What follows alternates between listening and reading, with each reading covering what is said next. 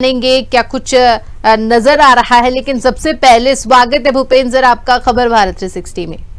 जी, हमारे साथ भूपेंद्र बख्शी जी जुड़ गए हैं, जो कि वरिष्ठ हैं और राजनीति को उन्होंने करीब से देखा है। अगर हम बात करें मध्य प्रदेश की राजनीति की, तो बखूबी जानते हैं कि किस तरह से राजनीतिक बदलाव हो रहे हैं। इसीलिए कहा जाता है कि राजनीतिक विश्लेषक से ज्यादा अच्छे तरीके से कोई और राजनीति को भाप नहीं सकता है। सर, सबसे पहले चर्चा करेंगे छिंदवाड़ा की, क्योंकि छिंदवाड़ा ही वो सीट है जिसके ऊपर सबकी नजरें बरकरार है। छिंदवाड़ा एक ऐसी सीट है जहां पर विपरीत परिस्थितियों में भी वहां से वो कांग्रेस जीत कर आएगी। आपातकाल में भी आपने देखा होगा कि वहां से एक सीट वहां से उनको प्राप्त हुई। मैंने अजय और अवैध किला है कांग्रेस, लेकिन अब वो अजय और अवैध तब तक था जब तक कमलनाथ। इसमें कोई दो राय नहीं है कि कमलनाथ ने छिंदवाड़ा के लिए बहुत कार्य किया, लेकिन वो केंद्रीय मंत्री होते हुए भी उनका यह दायित्व था कि पूरे मध्य प्रदेश के लिए वो कार्य करते, लेकिन उनका पूरा कंसंट्रेशन, पूरा ध्यान छिंदवाड़ा में लगा रहा। छिंदवाड़ा के हॉस्पिटल एम्स के बराबर हो, छिंदवाड़ा की सड़कें अच्छी हो, छिंदवाड़ा में रेलें चले सब दिशाओं में, ये कार्य उन्होंने अच्छा कार्य किया है। लेकिन इससे छिंदवाड़ा की जनता को तो फायदा हुआ, लेकिन बाहर के जो लोगों को फायदा नहीं हुआ। दूसरी बात यह रही कि छिंदवाड़ा में जो और भी जो अन्य समस्याएं थी, बेरोजगारी समस्या थी, गरीबी समस्या थी, कारखाने की समस्या थी, ये इनको उन्होंने बिल्कुल दूर नहीं किया। नतीजा ये रहा कि कमलनाथ का जो परसेंटेज है दिनों दिन और उस माने कम होता गया, उसका ग्राफ गिरता गया, और उन्होंने अपने नकुल नाथ को अपनी विरासत सौंपी। ये भी ये गलत संदेशा गया। लोगों ने कहा ये परिवारवाद का एक बहुत बड़ा ज्वलंत उदाहरण है, क्योंकि नकुल को कोई जानता नहीं था। नकुल ने इससे पहले अपने प्रत्यक्ष रूप से जनता के बीच में जाकर कोई कार्य नहीं किया। उनकी सबसे बड़ी विशेषता ये रही कि वे कमलनाथ के बेटे थे, इसके अलावा उनका कोई कंट्रीब्यूशन नहीं था। लेकिन कमलनाथ के अच्छे कार्य के कारण ही वे पिछले चुनाव में संसद सदस्य बन सके। लेकिन अब वो स्थिति बिल्कुल बिगड़ गई है। वहां के महापौर ने उनका साथ छोड़ दिया, दीपक सक्सेना जो उनका खासम खास था वहां के उन्होंने छोड़ दिया, अमरवाड़ा के विधायकों ने उनका साथ छोड़ दिया, कई कांग्रेसी दल बदल करके बीजेपी में शामिल हो गए। और कांग्रेस की नीतियां भी इस प्रकार से रही है वर्तमान में, जिसके कारण लोगों में बड़ा तुम्हारा क्या कहना चाहिए कि अच्छी छवि नहीं गई कांग्रेस की। नतीजा ये रहा कि कांग्रेस का किला वहां ध्वस्त जैसा हो गया है। अब पहली बार ये बीजेपी आशा कर रही है कि वहां वो अपना परचम फहराएगी, और उसका कारण यह है कि मुख्यमंत्री स्वयं और अन्य मंत्रियों के साथ में वहां डटे रहे, बहुत घनघोर प्रचार किया, अपनी योजनाओं का बखान किया, अपनी पार्टी के सिद्धांतों का बखान किया। आज बड़े ऐसी स्थिति है कि 50-50 दोनों ओर से है, और कह नहीं सकते कि ये किस ओर ये लुढ़क जाए। लेकिन बीजेपी निश्चित ये माना जाएगा कि बीजेपी ने पहली बार कमर कस के इस चुनाव को जीतने की पूर्ण तैयारी कर ली। जी, भूपेंद्र जी, अगर हम बात करें तो मध्य प्रदेश की जो राजनीति है इसमें सबसे बड़ा इम्पैक्ट अभी पड़ा है, क्योंकि नाराजगी जो है वो युवाओं में दिख रही है। प्रधानमंत्री नरेंद्र मोदी हमेशा युवाओं की चर्चा करते हैं। मध्य प्रदेश एक युवा राज्य है, यहाँ पर युवाओं की संख्या भी ज्यादा है। ऐसे में युवाओं को साधने की भरपूर कोशिश तो की गई, लेकिन इस बात को झुटलाया नहीं जा सकता कि रोजगार को लेकर अगर बात की जाए 50,000 से ज्यादा बेरोजगार है मध्य प्रदेश में, और ये वो बेरोजगार हैं जो पढ़े लिखे हैं, वेल एजुकेटेड हैं और नौकरी पाने की क्षमता भी रखते हैं, लेकिन बावजूद इसके इनके पास रोजगार नहीं है। एक बात यह है कि जिस पर विचार करना चाहिए, जिस पर चुनाव लड़ना चाहिए था बीजेपी को भी और या कांग्रेस को भी लड़ना चाहिए, वो मुद्दे तो इसमें नजर ही नहीं आ रहे। जैसे उदाहरण के लिए आपको बेरोजगारी हुई, आपकी गरीबी हुई, आरक्षण हुआ, प्रमोशन में जो आरक्षण के लिए कईयों को कर्मचारियों के प्रमोशन नहीं हो रहे हैं। दूसरी बात यह है कि आपके जो विदेश नीति के बारे में भी कभी कोई चर्चा नहीं हो रही। इजराइल युद्ध का कहीं नामो निशान नहीं है। गलवान घाटी के बारे में कभी कोई चर्चा नहीं होती। पाकिस्तान और चीन के जो संबंध है उसके बारे में चर्चा कहीं नहीं हो रही है, क्योंकि ये चुनाव कोई विधानसभा का चुनाव नहीं है, ये चुनाव पूरे देश का चुनाव, तो देश के मुद्दे, अंतर्राष्ट्रीय मुद्दे इस पर लेना चाहिए।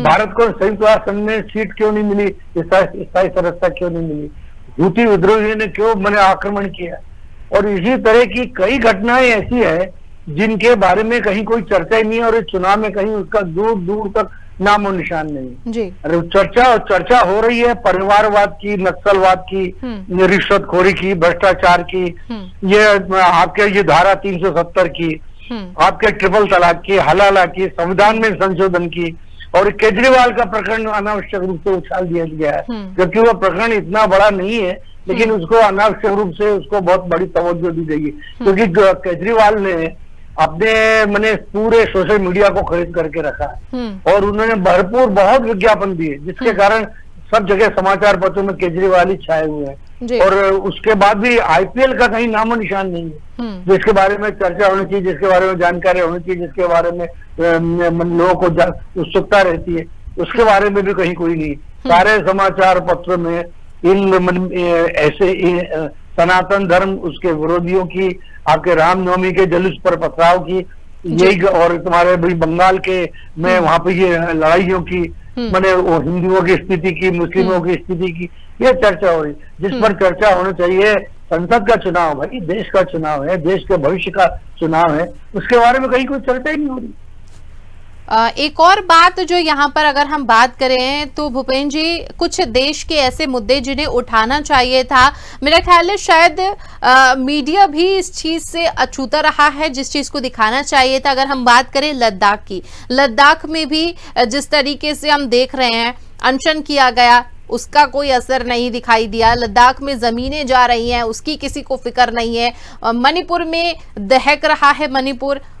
आप उस समय की तस्वीरों का अगर हम याद करें तो जो तस्वीरें मणिपुर से सामने आई थी उसके ऊपर कोई चर्चा नहीं करता है। विपक्ष जिन मुद्दों को उठा सकता था, विपक्ष उसके ऊपर ध्यान नहीं दे रहा। ये कुछ ऐसी चीजें हैं जो होनी चाहिए थी, जिस पर चर्चा बनती थी, चर्चा होनी चाहिए थी और कार्रवाई भी होनी चाहिए थी, लेकिन ऐसा कुछ नहीं हुआ। नहीं, आपने बिल्कुल सही कहा। मणिपुर का जो हालात हैं वो बहुत ही विस्फोटक है। जैसे कश्मीर में जैसे हालात थे पत्थर फेंकने वाले, वैसे ही हालात आज के समय में मणिपुर में है, लेकिन उसकी कहीं कोई चर्चा नहीं होती, वहाँ न कोई उसका कोई प्रचार होता है। आपने देखा कि ये जो लद्दाख के बारे में, वहां पे चीन की सेना आमने सामने खड़ी है, वहां पर वो चीन ने युद्धाभ्यास किया है, अन्य देशों के साथ भी युद्धाभ्यास किया है, इससे इसकी मैंने ये चर्चा कहीं नहीं होती। और इसके अलावा आपके जो लद्दाख में पूर्ण राज्य का दर्जा देने के लिए वहां के जो लोगों ने एक महीना हो गया आज भूख हड़ताल पर बैठे हैं, वहां के कई लोग जो सामाजिक कार्यकर्ता, उनके बारे में कोई आश्वासन नहीं दिया जाता, उनके बारे में चर्चा नहीं होती। जबकि लद्दाख के बारे में पहले पूर्ण रूप में बहुत चर्चा हुई जब कश्मीर से इनको अलग किया गया, केंद्र शासित का दर्जा दिया गया।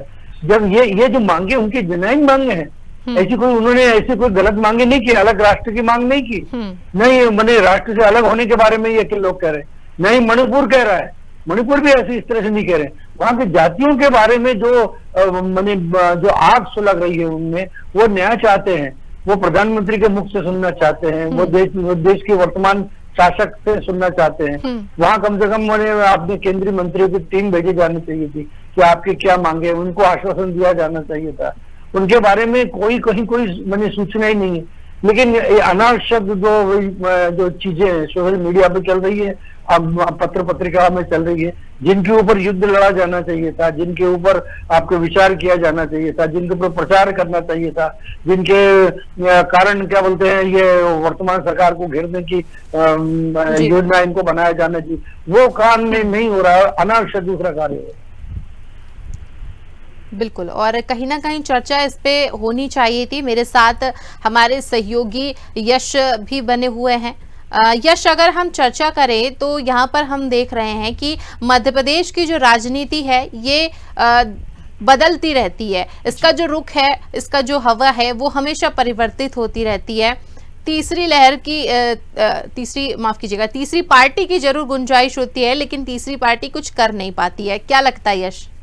जी, बिल्कुल। भूपेंद्र जी विश्लेषक हैं राजनीतिक से, उनसे ही जानना चाहते हैं, क्योंकि छिंदवाड़ा की अगर बात की जाए और जो है सीधी की अगर बात की जाए, दोनों ही जो है हॉट सीट है और लगातार ही जो है पूरी भारतवर्ष में जो है उन पर नज़र बनाए हुए। तो जहां पर जो है राजेश मिश्रा और कमलेश्वर पटेल की राजनीतिक विश्लेषक जी भूपेंद्र जी से जानना चाहेंगे कि कैसी टक्कर वहां पर देखने को मिल सकती है। नहीं, टक्कर तो एक बात यह है कि वर्तमान शिवराज सिंह चौहान ने इसमें कोई दो राय नहीं, बहुत अच्छा कार्य किया है और उनका कार्यों का जो यश है निश्चित ही वर्तमान सरकार को प्राप्त होगा। जो लाडली लक्ष्मी योजना थी और जो आपके कई योजनाएं जो थी, जो महिलाओं के लिए उत्थान के लिए थी, बच्चों के उत्थान के लिए थी, कई विवाह समारोह उन्होंने आयोजित किए और कब ये आपके कोरोना काल में भी इन्होंने निःशुल्क को जो ये चीजें ये जो दी है, इसका निश्चित ही फायदा बीजेपी को प्राप्त होगा और बीजेपी को जिसमें दो राय नहीं है, बीजेपी एक अच्छी टक्कर देगी पूरे मध्य प्रदेश में और उनको काफी संख्या में इनकी सीटें भी मिलेगी। लेकिन कांग्रेस ने जो वहां पर जो कैंडिडेट चुने हैं, वो कैंडिडेट इतने प्रभावशाली नहीं रहे। जो वर्तमान जो कैंडिडेट जो खड़े हैं उनके खिलाफ जो मतलब बीजेपी के ने जो खड़े किए हैं, क्योंकि उनकी जो पकड़ है वो जमीनी पकड़ है और जमीन में वो पहले से ही कार्य करके रखे हैं। इसलिए कांग्रेस की जो लिस्ट भी बहुत दिनों बाद घोषित हुई है, उनको प्रचार का भरपूर मौका भी नहीं मिला। लेकिन बीजेपी बहुत पहले से ही इसको मन बना चुकी थी, प्लान कर चुकी थी, तो निश्चित ही उनको इसका इनको इनाम इनको प्राप्त होगा। और जो आपके आपने देखा होगा कि जो ये जबलपुर में, शहडोल में, बालाघाट में और ये मंडला में जरूर मैंने फग्गन सिंह कुलस्ते की स्थिति इतनी स्ट्रांग नहीं है जितनी होनी चाहिए। तो पूर्व के समय जो उनकी स्थिति अच्छी थी, अब वो स्थिति वो उतनी नहीं रही। वो वर्तमान विधानसभा का चुनाव भी हार चुके हैं, लेकिन इसके बावजूद इसको मैंने दूसरे कैंडिडेट प्रभावशाली कैंडिडेट न मिलने के कारण उनको ये टिकट दिया गया है। लेकिन फग्गन सिंह कुलस्ते के बहुत कम मार्जिन से जीतने की चांसेस हैं। और जो आपके यहाँ शहडोल में आपने भाजपा के जो हिमाद्री सिंह हैं और सुंदरलाल मार्को है, ये भी एक बड़े कमजोर प्रत्याशी हैं बड़ी बीजेपी के, लेकिन तो भी एक आपके मोदी के नाम पर इनको अच्छे खासे वोट प्राप्त होंगे और बहुत कम मार्जिन से इनकी विजय होगी। और जहां पर आपने देखा होगा कि बालाघाट में भारती पहाड़ी और सम्राट जो सरसवार है, इनके बीच में अच्छी टक्कर है। और सीधी की जो टक्कर तो बहुत राजेश मिश्रा जो बीजेपी के हैं और कमलेश्वर पटेल पुराने खिलाड़ी हैं और अच्छे राजनीति के धुरंधर और माहिर हैं, वो अच्छी टक्कर देने में समर्थ हो गए।